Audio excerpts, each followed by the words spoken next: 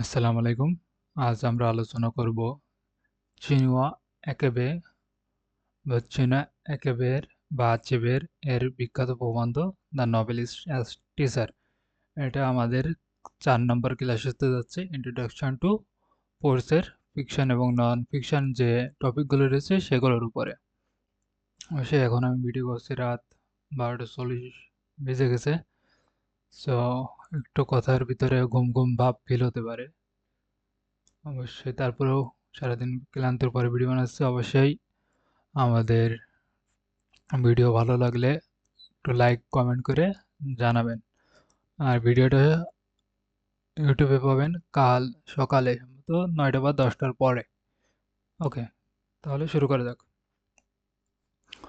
প্রথমে আমরা আলোচনা করব লেখক নিয়ে। তিনি একজন আধুনিক নাইজেরিয়ান লেখক। তাকে কিছু কিছু সময় অনেক সময় father of modern African literature হিসেবেও পরিচয় দেওয়া হয়। তার বিখ্যাত উপন্যাস থিংস ফল অ্যাপার্ট 1958 সালে প্রকাশিত হয়। তিনি সাধারণত আফ্রিকান সমাজে ব্রিটিশ উপনিবেশিক শাসনের প্রভাব, ঐতিহ্যবাহী ইগো বা সংস্কৃতি বিষয়ের উপর লিখতেন।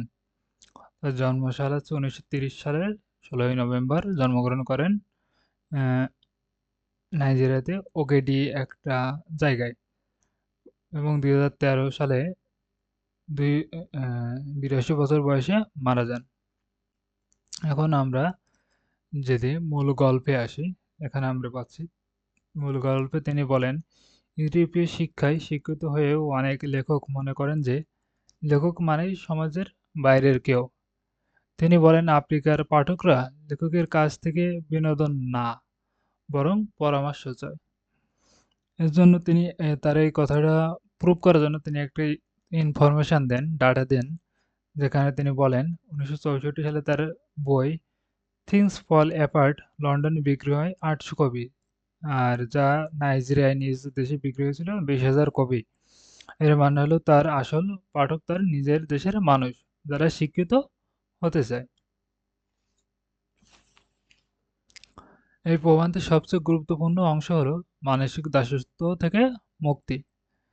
তার স্ত্রী যখন স্কুলে পড়াতেন, তিনি এক ছাত্রকে জিজ্ঞেস করলেন সে কেন তার তার লেখার শীতকালের কথা লিখেছে, অথচ আফ্রিকায় বরফ পড়ে না, সেখানে আছে শুষ্ক। তখন ছাত্রটি উত্তর দিল, যদি সে শুষ্কতার কথা লেখে তবে অন্য ছাত্ররা তাকে খ্যাত বা আনএডুকেটেড ভাববে। এই জন্যই সে হচ্ছে ইউরোপিয়ান যে কোয়ালিটি সেগুলো বর্ণনা করে, নিজের কালচারাল যেটা সেটা বর্ণনা না করে, ওকে, তুলে না ধরে। তো এখান থেকে আমরা যে টেকওয়েটা পাচ্ছি সেটা হচ্ছে কি, টেকওয়েটা পাচ্ছি I would be quite sorry, এটা না, আমরা যে এটা একটা সুন্দর লাইন বলে এসেটা শেষ করেছেন। ওকে, তো এখানে আমরা যে টেকওয়েটা পাচ্ছি সেটা হচ্ছে নিজের সংস্কৃতিকে লজ্জা না পাওয়া। এটাই হলো কলোনিয়াল কমপ্লেক্স। ওকে, লেখকের প্রধান কাজ হলো সেই ছেলেকে শেখানো যে আফ্রিকার আবহাওয়া বা তাল গাছ নিয়ে কবিতা লিখলে লজ্জা নয়, বরং গর্ব আছে। নিজের কালচারকে প্রেজেন্ট করা কখনোই লজ্জার হতে পারে না, এটা একটা সবসময় একটা গর্বের বিষয়। ওকে, পশ্চিমারা মনে করে সাহিত্য যদি কোনো শিক্ষা দেয় তবে তা আর আর্ট থাকে না। তিনি এই ধারণাকে চ্যালেঞ্জ করে, তিনি এটাকে অ্যাপ্লাইড আর্ট বলেছেন। যুক্তি দিয়েছেন, যদি একজন বিজ্ঞানী, ইতিহাসবিদ বা সমাজবিজ্ঞানী দেশ গড়ার কাজে সাহায্য করতে পারে, তবে একজন লেখক কেন পিছিয়ে থাকবে? লেখক লেখকের কাজ হলো সমাজের কাজে সাহায্য করা। তিনি বোঝাতে চেয়েছেন যে ইউরোপীয় আসার আগেও আফ্রিকার একটি সমৃদ্ধ সংস্কৃতি ও ইতিহাস ছিল।